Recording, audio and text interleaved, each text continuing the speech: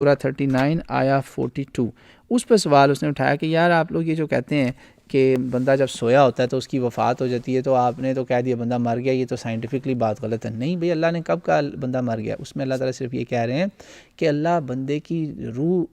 لے جاتا ہے، اس کے اوپر اللہ کی ذات کا غلبہ آ جاتا ہے، اللہ اس پہ غالب ہوتا ہے جب وہ موت پا جاتا ہے۔ وہ اپنا آپ اس کے کچھ کنٹرول میں اب نہیں ہے نا، اس کی روح کو اللہ نے قبض کر لیا، اسے کہتے ہیں قبض الروح، روح قبض ہو گئی، قبضے میں آ گئی، اس کے قبضہ قدرت میں۔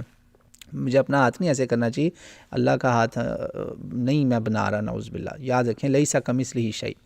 لیکن اگلی بات میں سے انہوں نے نقطہ نکال لیا کہ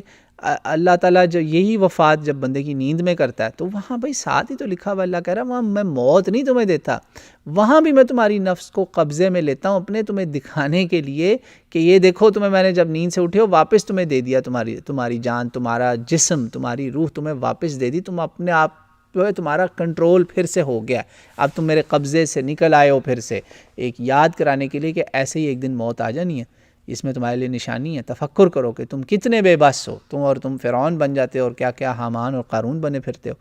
اس میں یہ بات تھی بھائی، تو امید ہے آپ کو سمجھ آ گئی ہوگی آیت مبارکہ۔ جینون دیکھیں، جینون مس انڈرسٹینڈنگ کسی کو بھی ہو سکتی ہے، مسلمان ہو، غیر مسلم ہو، سب ہو۔ جیسے میں نے جاوید احمد غامدی صاحب کا مثال دی، وہ عیسیٰ علیہ السلام کے بارے میں اسی لیے غلطی